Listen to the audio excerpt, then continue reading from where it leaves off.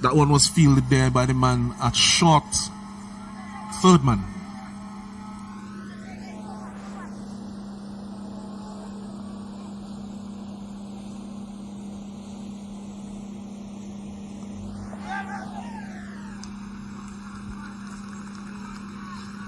And it's the end of the over, 2-for-1.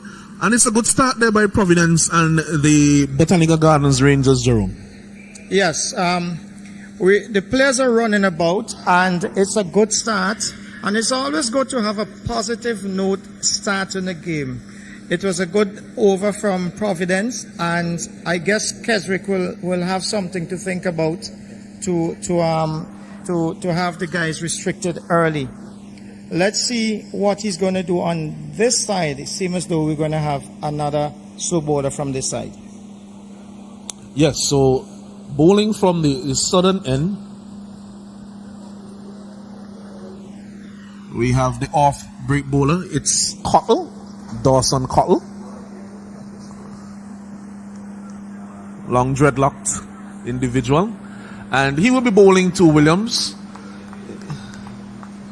Bit of change in the field, deep set offside field as opposed to a deep set onside field.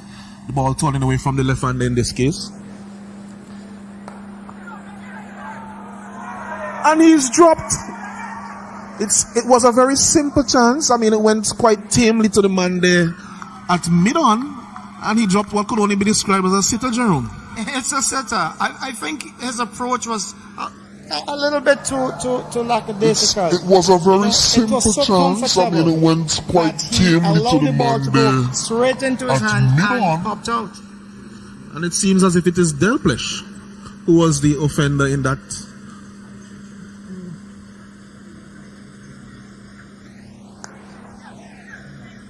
Played uppishly again. He's looking to get the ball through the onside, and of course, the bowler is trying to tuck him up so that he doesn't have a free use of his arms, and he hasn't been able to time it thus far, Williams. So good ploy so far by Cottle. Note a point that I noted earlier. The fielders are very, very quick moving around inside the circle.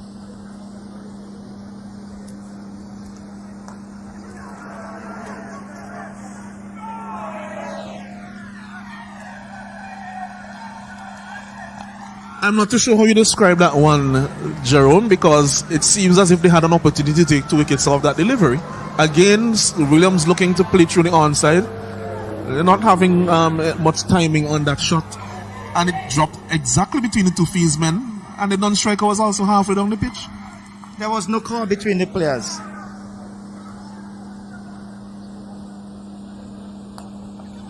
And this one, he gets a hole off. Williams, he has been trying that for the over, and I think now that he has dispensed with his helmet, he's probably feeling a bit more comfortable. Probably he's one of those batsmen who doesn't like to bat in a helmet. I think the helmet was a problem. But besides that, let's just go back to the last ball. It was a bit of indecision, communication. So I will count that as a chance. But nevertheless, he has moved on with a boundary, the first boundary of the match. Yes, he's now on 5, Williams. That will give him a bit of confidence. And Harper raises his hands to stop the bowler from coming through there. I think that there was some movement, and that distracted him.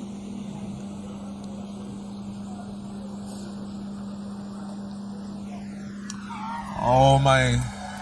And that one is another boundary. Misfield by the man at square leg. And if I am quick in identifying who it is, it may be Rishawn Lewis. Oh my. Replacement for... And that one is another boundary. So 4 more runs to Williams. Oh, and this one is a very bad delivery. It's wide down, and it's signal 4. So 4 more runs to Williams. Just waiting to confirm because I saw a wide signal from the umpire initially. So is it 5 wides? I saw Williams gesticulating to him that he got a touch on it. And I think he may have been right. He's correct. The batsman seemed to have made some sort of contact with that delivery because it had certainly a deviation from the wicketkeeper who was directly behind.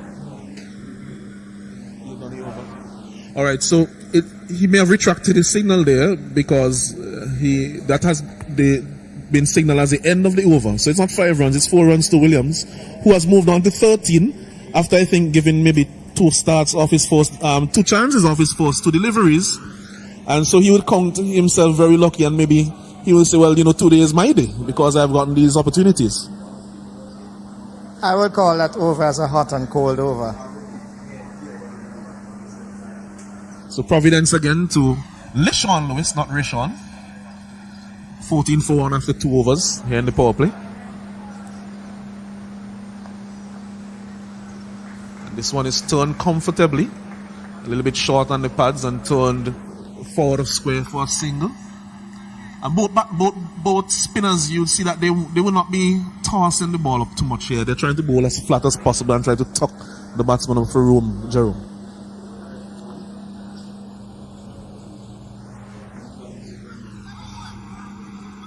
That one goes through the legs of keeper Harper, and they have taken a bye.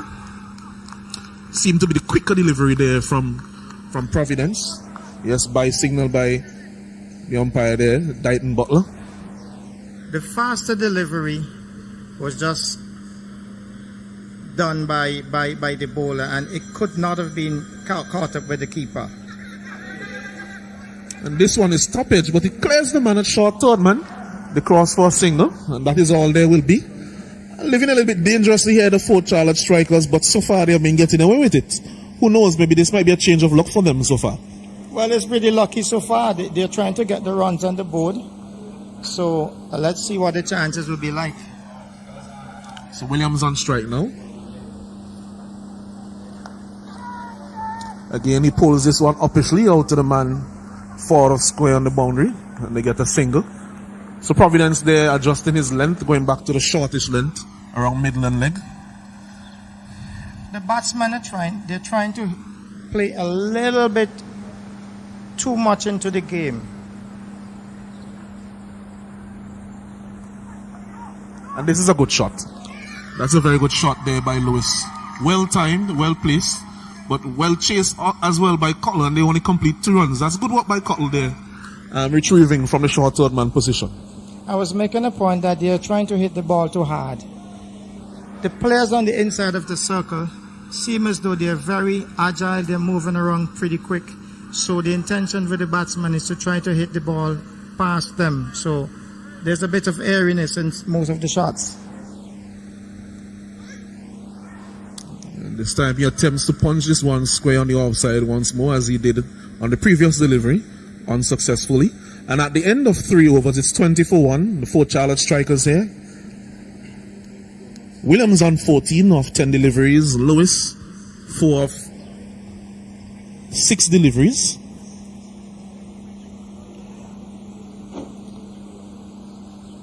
And it seems as if the helmets are being brought back on.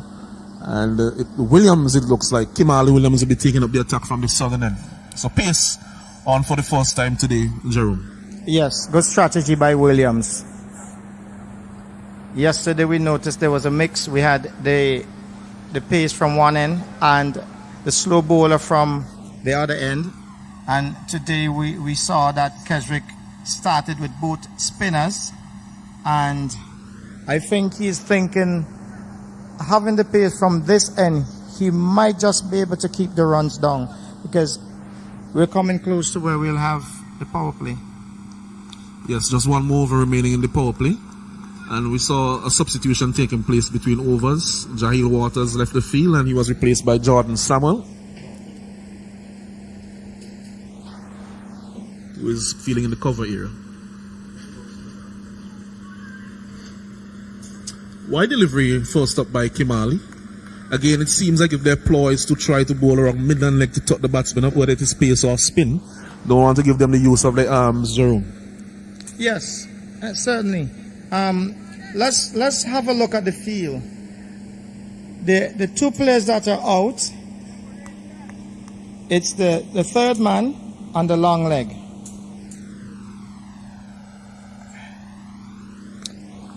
That one had a bit of pace on it. Lifted just outside the off stump. Kimal Williams, as we said, he has a bit of pace, and that one, got some lift off the surface and defeated the top edge of Williams as he essayed the cut. Yes, I was making the point that the two fielders out the circle, and so Keswick certainly has some intention here with the type of deliveries. Yes, we don't expect to see too many in the half of the batsmen. Exactly. And you could see that already from Williams and his approach thus far. But the field is not deep set as yet. I mean, this is the last over of the power play. So if he gets it through the onside, it will be 4 for the taking. Once it's in front of square, or even just behind.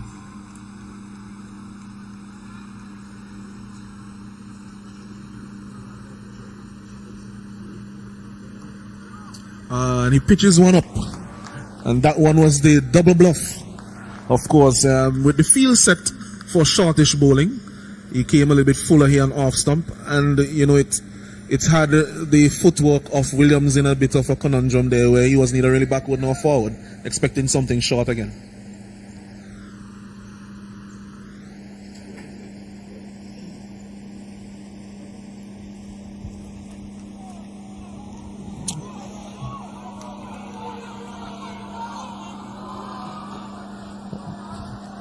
And that's a no ball, and this will be a free hit. But again, we saw Lewis, he was hearing down the pitch, although the ball seemed to have gone straight to the man at point, and Thomas is quite quick in the field. We have to be. He was batting yesterday, and his partner was run out by a direct hit by Shaman Hooper. So they need to be wary of the fact that you have some good fieldsmen in the tournament, and you have to ensure that you could get to your ground safely. I think the striker was quite aware of that, and he did not even make one stride. There was a bit of communication issue there, though. So free hit, here it comes.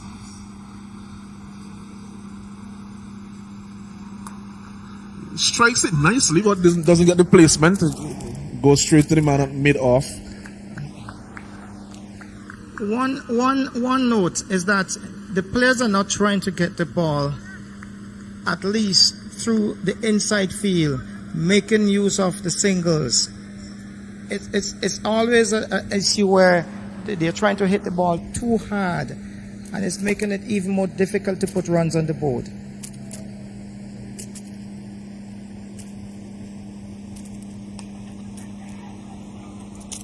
And Lewis is searching for a bit of time in here. He is on 4 of 7 deliveries.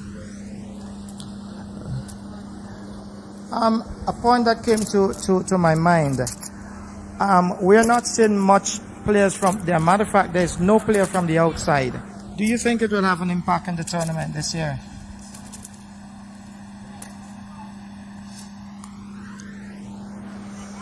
That one has flown down to third man very quickly off the outside edge. As I get to the question posed by Jerome. Yes, we know that in addition to 0.0, we had Windward Islands players taking part in the tournament. Most of them acquitted themselves well. But it would do no harm for the players here to have to take up the responsibility. Of course, having those senior players around, it means that you are able to learn from their experience if you're one of the younger players, but also now in their absence, you'd have to step up a bit instead of depending so heavily on them. So at the end of the power play, it's 27 for 1.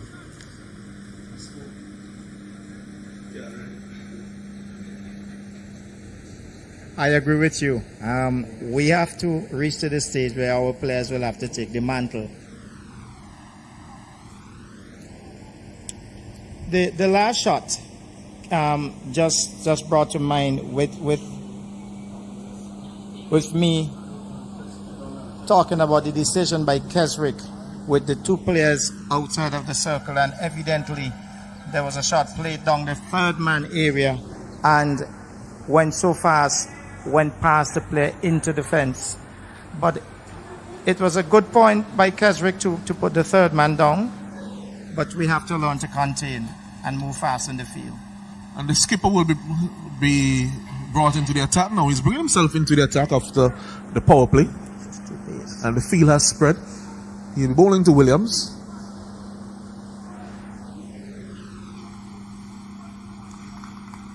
And And we'll wait on the call here. He just gets away with that one. Umpire died Butler didn't signal a wide. But the field has been spread. There's a third man. There is a man on the cover boundary. There's a long off, a long on. And a fielder on the mid-wicket boundary.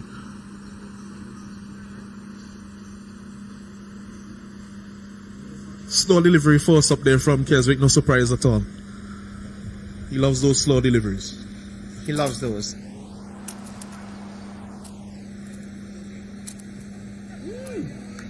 Excellent delivery there by Keswick. That one seemed to just nip away from the left hand of the seam.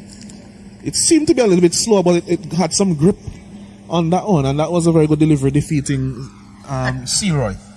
Excellent delivery. Keswick is known for the slow delivery, and he has them in his armory. So the batsman, he has to be quite capable of negotiating Keswick, because Keswick is going to be coming.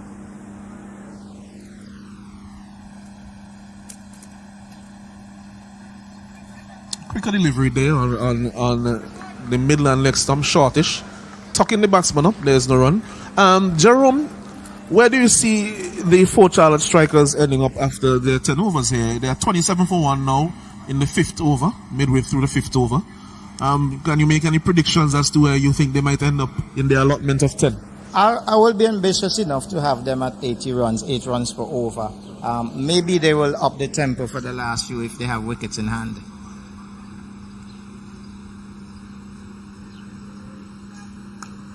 That's a nice looking shot there by Williams. Orthodox shot.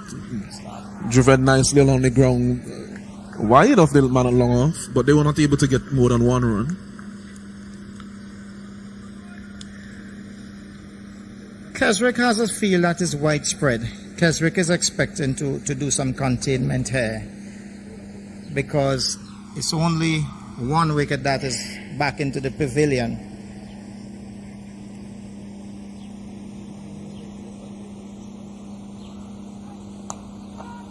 And this one is driven uppishly. And it seems like a very good bit of feeling there by the man running around on the long on boundary. Excellent stuff. Seems to just pull that one backward in the nick of time while it was just about to go over the boundary. Very athletic, and it's another way of showing you that the players, the intention to contain the batsman. The batsman must work for every run, and it brings back the point that the field is widespread, and you know, we can play proper cricket stroke, get the ball off the square, find the gaps, have the 1s, the 2s, the 3s.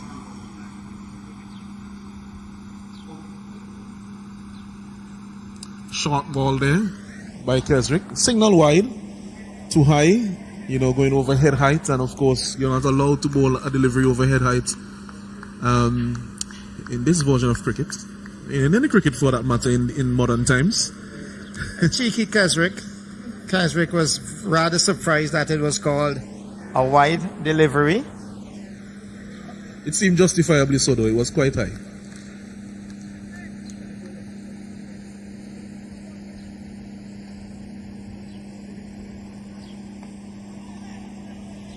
So another dot delivery here, coming towards the end of the 5th over. In fact, it's 31 for 1 after 5, and they are just on or about 1 run and over, just over 1 run out delivery. So 6.2 is the current run rate, and they will need to up the ante here. Jerome, how do you think they should go about approaching the next 5 overs? As I just mentioned, the 1s, the 2s, the 3s would definitely not hurt. If we can calculate 6 runs per over, having the singles, the 2s, you will definitely have 1 or 2 bad ball per over. And it's definitely a way that I think every team should be thinking, from the coaching side to the players on the field. It should be a way of thinking to have runs on the board. Runs on the board is always important. You don't have runs on the board, you have almost no contest. And there's a bowling change here now. Delpesh, who is, as we mentioned at the build-up of the game, is a bit of the death overs specialist in whichever team he plays for. And here he's taking this role again. So he's coming on at the 6th over, almost a la Dwayne Bravo, to bowl those death overs. This one is full and wide, and it's beating Williams outside the off stump. And he would have to look for a lot of slow deliveries again from Delpesh, who bowls quite a few of those. Delpesh was impressive for me yesterday, and he's just going to continue along the line today. And he has just demonstrated that he's up to the task of presenting the batsman with something to think about.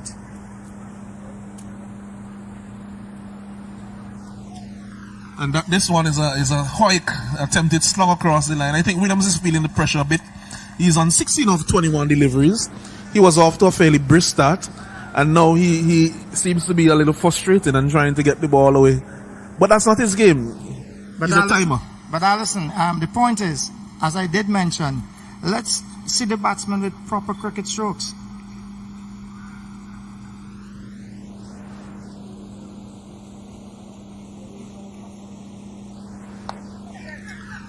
This one is well struck, and that's 4 runs. Defeats the captain here on the long on boundary. That one was well struck. It was another slow delivery from Delpesh, but it was just a little too full, Jerome. I think the fullness was actually the loosener. I call that a loosener. I think he was a bit complacent with his delivery. It was firmly struck.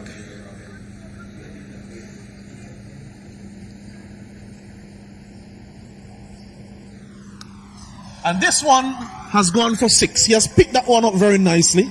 He was down inside the wicket, inside the line, swiveling very quickly, and this one has been struck very pleasingly over the square leg boundary, Jerome. Yes, he has been setting himself up for that shot for the longest while. And I think Delpesh should have seen that as an experienced bowler. He should have been seeing that the batsman was actually setting himself up to pivot, to play on the leg side. Yes, he attempted that same shot to deliveries ago when we said that, he doesn't need to play that shot. But now that one was there for that shot because it had the shortness of length that he required. Another very good shot there by Williams. And again, we are saying here, based on what we saw last year, that he's a good orthodox batsman, and he could play orthodox cricket and score runs. And those balls were there for the treat. Both deliveries went along the middle and leg line, and the batsman stuck to the task and delivered. We are seeing a change of the field here.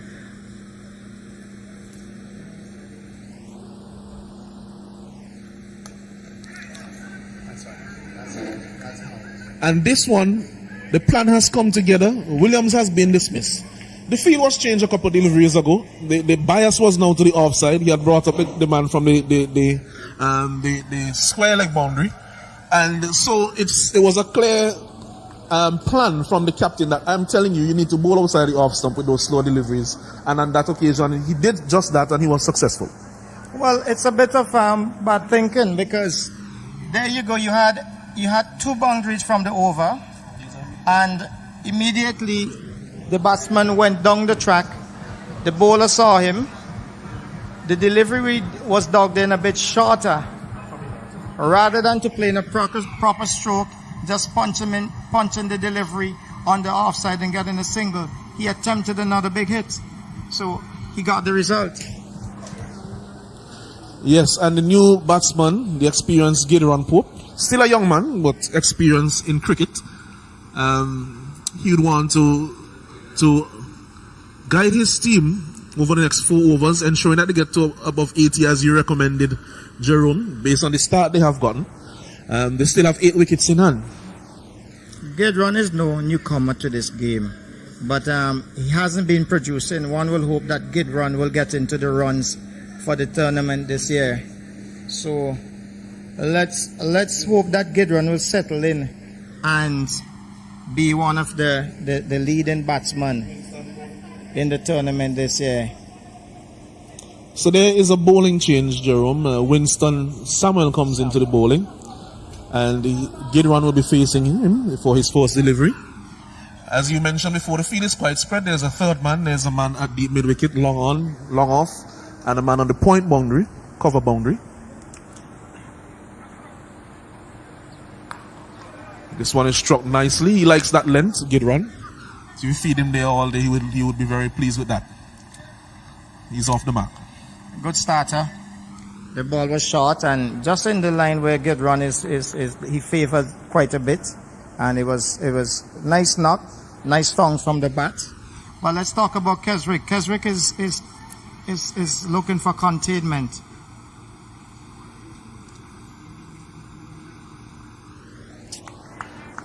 This one he's beaten outside the off stump, trying to go down the pitch there, LeSean.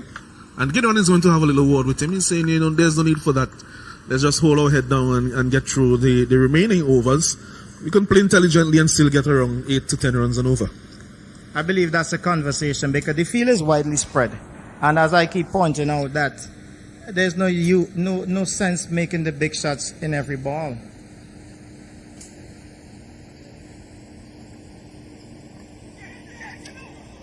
And that's a very good shot there by LeSean. So you see, you can play orthodox cricket. You can get the runs. You'll get a ball in the over that you can put away. And you can get the boundary. And then the other deliveries, if you get a single, you have 9 runs and over. That's what my mathematics tells me. And Correct. you may get 2 boundaries and over as well. Correct. 1, 2 bad balls in the over. You can have your account, a pretty good account. But that was very badly lined by Winston. That one was very badly lined, as we can see. His fine leg was up, so to his square leg was in the circle as well, and that one was right on leg stump. So that was very poorly lined by Winston. He out there and paid the penalty. So it's 50 runs from 6.3 overs.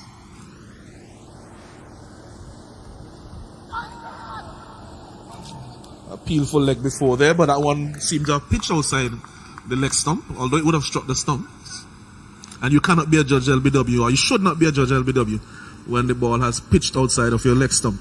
You should not. Yes, I corrected myself very quickly there.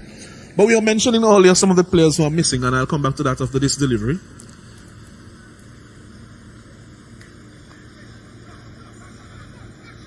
Oh my. This one has gotten a remarkable bounce. Remember we said that the square is quite new, so it's quite hard. And that one was a bounce through attempted there by O'Neill Thomas, and it bounced all the way over to the man at cover, who had to come off the boundary in order to back that one up. That's to tell you the strength of the arm of Thomas. Like his father, he's pretty good on the outfield. Yeah, so we're saying that Theophile was here last year. He had made 184 runs. Tyrone Theophile, Windward's player. This one will be called wide, and rightly so. Both the batsman and the bowler are aware of what each other is trying to do, and that one he just got it just a little too wide. He wants to keep it out of the arc of Lewis, who seems to be strong on the onside. Interestingly, I would like to see an innings like what was done yesterday by the dark view, a pair from dark view having the ball off the square and having runs. Nicely driven, but the field is set for that. And, they keep it to a dot delivery. I'm not seeing an attempt to push the ball through the spaces on the field and playing some sensible cricket. I'm not saying that it's all rash shots, but, I want to see good cricket. I want to see the ball getting off the square, getting between the gaps, good running between the wicket. We have 53 for 2 from 7, and I'm going to look at the next 3 overs to see how they can, up the ante and give me at least 80 runs. I'm counting on 80 to 90 runs in this innings. Yes, so I was saying as well, Jerome, that Tyrone Theophile, he made 185 runs last tournament. With 250s, Kevin John made 121 runs, including a very important knock in the final, and took 5 wickets. Emmanuel Stewart made 192 runs. Roland Cato 192 runs. Ryan John 118 runs and took 4 wickets. Atenes, at one point he was injured and he missed most of the tournament. But those were the Windward Islands players who came in the last tournament, and they did very well. And here's Kimali. It's flat batted. Again, I think the ploy to both of these left-handed batsmen would be to keep them away from their pull shots. Both of them are very strong over the mid-wicket and square leg regions. And so they're trying to get very wide outside off stump, Jerome. Yes, the shots are really power shots. and they're getting 1 run still, but very airy. And Keswick is doing a pretty good job containing, as I keep mentioning. He has a widespread field, and the players has to be mindful of that. Again, you could see that's the plan. Kimali Williams is bowling to their plan. Not to be too full outside the off stump, because they will drive you, but not to come to straight either. So when they're short, you want to be a little short outside the off stump, because he's in their estimation, both gentlemen are not very strong on the cut shot. And at least at this point in their innings, they're not putting themselves in a position to cut the ball. And this one should be caught. Yes, nicely caught there by Winston Samuel. And that's the first wicket for Kimali. That's the first wicket for Kimali. And dismissed is Lewis. The third wicket has now gone. Lewis made 16. I think he was struggling a little bit for timing there throughout that innings, Jerome. Yes, he was certainly struggling. He was trying to get the ball, hit the ball too hard, not getting the ball off the square. As we see, the pressure is coming on. It's 54 for 3 from 7.3 overs. And I'm going to look at the message from the dressing room, or from the bench, I should say. What is going to happen for the next 2.3 overs? Yes, it will be very crucial, because it can determine whether they end up with 80 or 85 or 60 or 65. My message as a coach, I will continue to say, run between the wickets, put the runs on the board, wait for the bad ball. And it's quite windy here at the Arnisville playing field. You see one of the bails being dislodged at the non-strikers end, being replaced there by umpire Graves.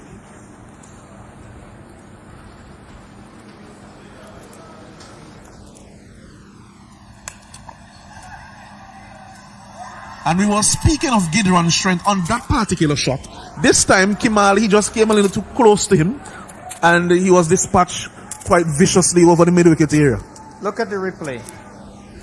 It was short. Gideon took it from about waist height and powered it all the way over a widest mid-wicket, straight into the fence for 6. So he'll want to make an adjustment here, Kimali. Aborts his run-up. The player was a bit in, I believe. If he was right back in the rope, it should have been a catch. Yeah, and at this stage of the innings, with these two batsmen, who are not renowned for taking too many quick singles, you'll want to be right on the rope.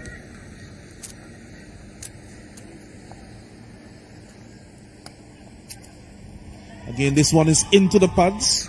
I think Kimali, they would want to have a little war with him. He seems to have lost the plot and lost vision of what the plan is from his team. And he's going into the next stump, which is where Gideon wants it. So we have 10 runs so far in the over. Let's see what's the plan for the batsman. As I will reiterate, let us see how many singles we're going to have from here.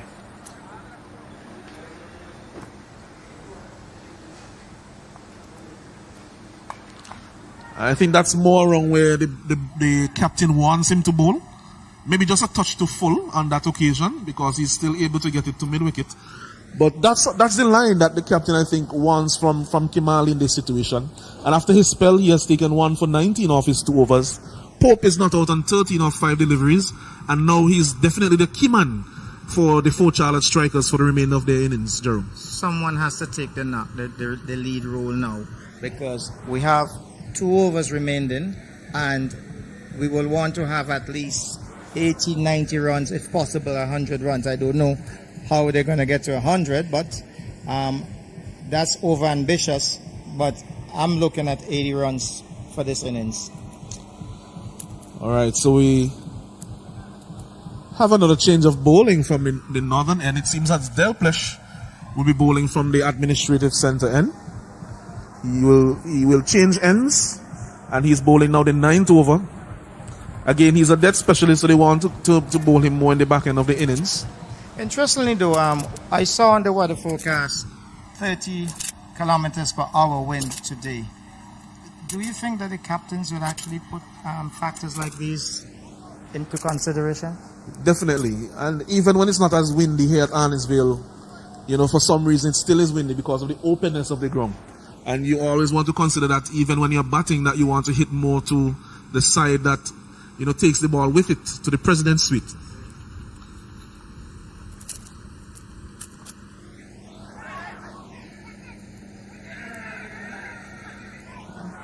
And that one is an opportunity that was missed there, I think. Firstly, the opportunity was missed by Gideon because that one was on the leg stump and the man is at short fine leg. There's no protection behind square on the leg side. So he would feel that he missed out on an easy boundary. And then the fielder there would feel that he missed out on a run out. Because with a stronger throw, although his throw was very accurate, with a stronger throw he would have gotten caught in Lavia. There was a clear chance for a run out. And it was unnecessary. The ball went like a bullet to the backward square fielder, and I couldn't imagine why there was a run taken.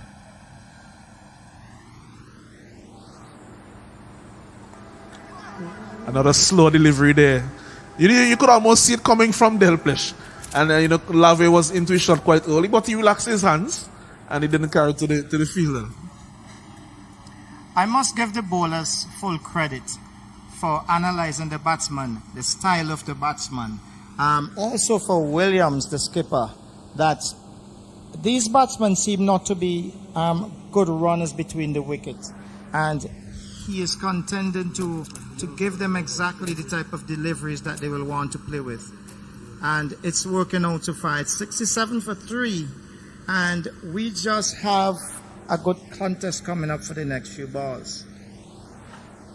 So Pope is back in strike. They'll pitch the ball to him. And this one, wide down the left side. They're going to get 2 in addition to the wide. Let's wait on the signal from umpire Dighton Butler. Yes, wide. So that's 3 runs, 3 extras. They will accrue to the total. Just lost his radar there, Delpech. And this one was quite wide down the left side. Again, Pope would be disappointed. A touch on that, he would have gotten 4 runs to the fine leg boundary. So we would allude to the fact that the players, the batsmen, they're trying to hit the ball too hard.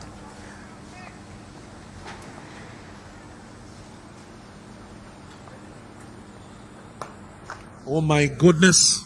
That one almost decapitated Cotton Lavie at the non-strikers end. That was hit ferociously by Gideon Pope. That was awesome power. I mean, just imagine that you're trying to get the ball off the square and the ball came down in what we call in cricket terms in the gun mouth, and it was power, endless power. But nevertheless, he just got 1. Yes. Better placement. If he had gotten it straighter, he would have gotten a boundary. And that's the point. Some of the other players who are missing from this tournament, we'll get back to that after this delivery. Some of the local players. And that's what you call an educated edge. That one has gone down to fine leg for 4 runs. And these things happen at the death overs. Yes, death overs. These shots will certainly come in at this point in the game. Interestingly, let's look at the field. There's no one on the onside forward the square. There's no one to the left of the bowler. So there's a lot of opportunity for the players to have the singles, to have the twos, especially on the onside. One nice gentle push, he will get at least 2 runs on the onside.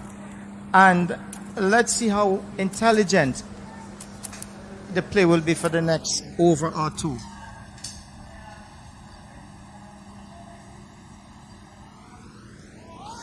Again defeated there by the slow ball.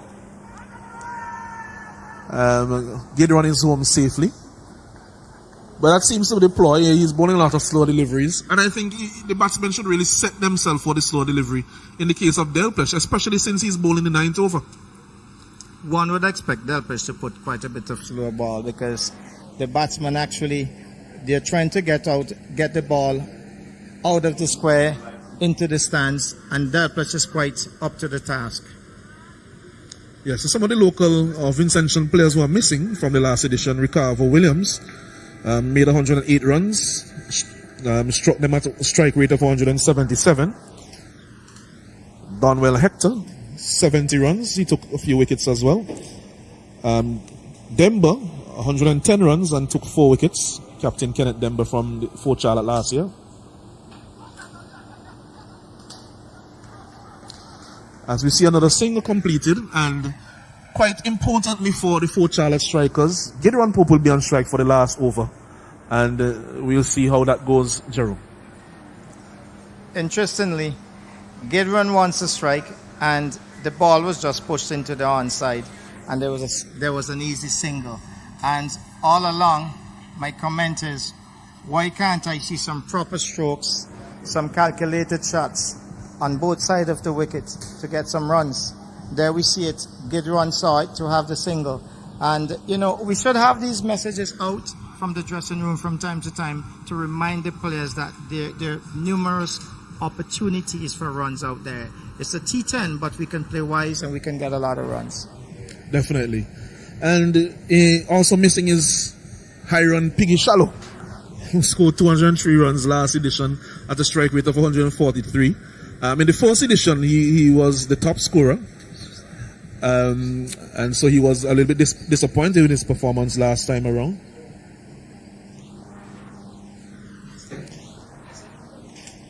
And in edition 2.0, he was the 4th highest scorer with his 203 runs. And here's Keswick for the last over. He'll be bowling to Gideon Pope. And that is no surprise at all. But he just was wide of the wide mark, and he was called wide there by umpire Golan Greaves.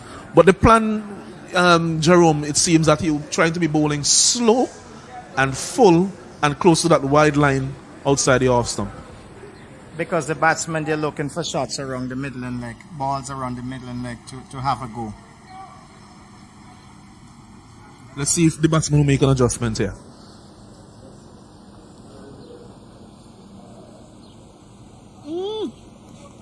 This one has beaten him outside the off stump. Yes, he rehearses a shot that he should have played, which is down the ground.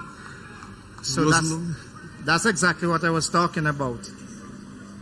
The batsman is fully aware of the type of shots that he should be playing, and it's just not getting it right to play the right shot at the right time.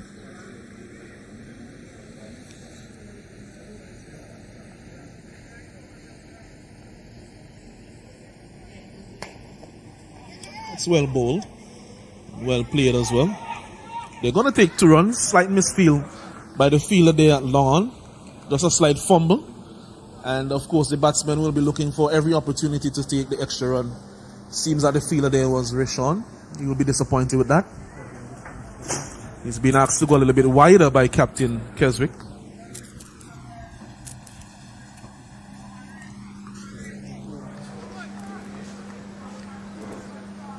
Interestingly,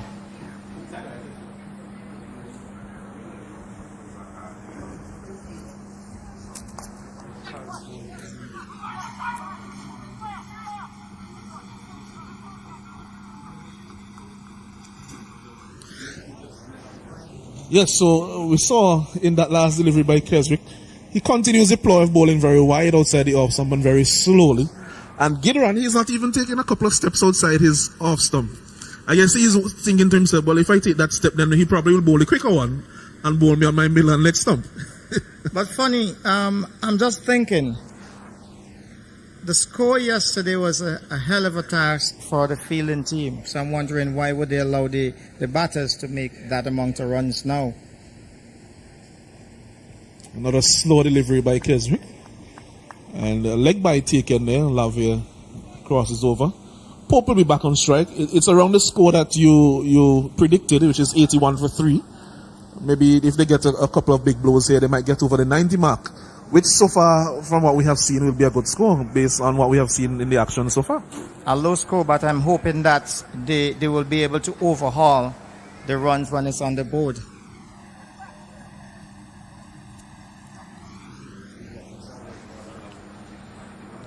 Williams to Pope. This one is edged. He was looking for the big drive down the ground. And that is excellent running now there by Pope. Crossing for 2 runs. That one went more or less straight to the man a third man. He just had to go around a couple of yards, and that was Cottle from my vantage point, and he was able to take 2 runs. That's the running that you'd want to see from the first over. From the first ball. And we would have covered 100 runs. We have to take into consideration Qatar is not on the batting lineup. And, the team struggled yesterday to get some runs on the board. So it will be a very interesting contest this evening. Final delivery.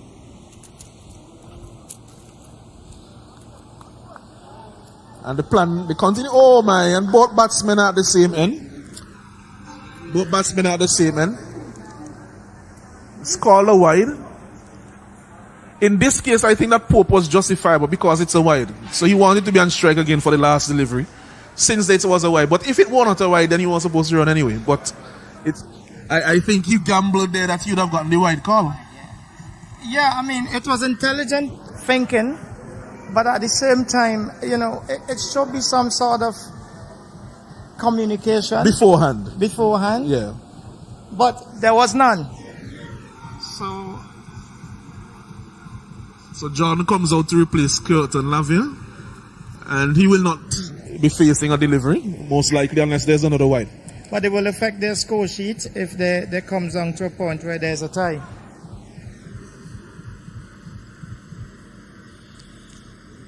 So Williams to bowl what we think will be the last ball, and should be the last ball.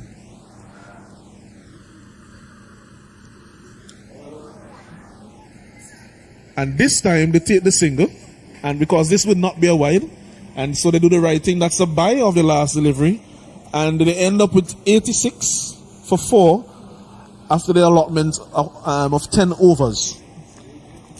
They have scored 86 for 4. Pope not out on 20 of 13 deliveries. I think that makes him second highest top scorer after Williams. And Keswick Williams, that is, ends up with none for 12 of his 2 overs. Ray Jordan, he didn't get any of the strikes, so he is not out on 0 without facing. What do you make of that innings by the 4 Charlotte strikers, Jerome? Well, let me not to beat my chest. My prediction was almost spot on. I said between 80 to 90 runs for this innings. Nonetheless, I'm a bit disappointed that there was less running between the wickets. As I said in my latter statement, that I was good running between the wicket. The team could amass an average of 100 runs for the innings. But my first prediction, I think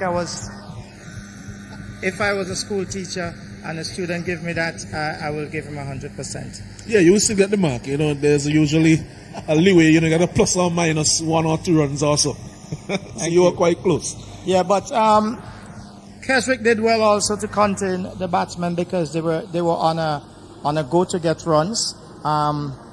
It was explosive style batting, and he did well to contain them.